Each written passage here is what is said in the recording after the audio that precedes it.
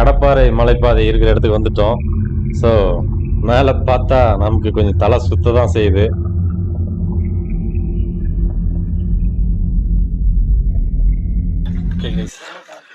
So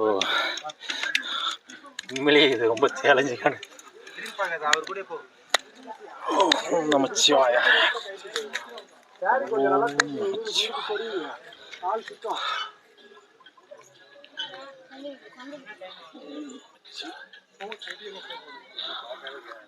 ஓம் நம சிவாய. Okay, so இது ரொம்பவே ஒரு சேலஞ்சிங்கான ஒரு இதுதான். ஓம் நம சிவாய.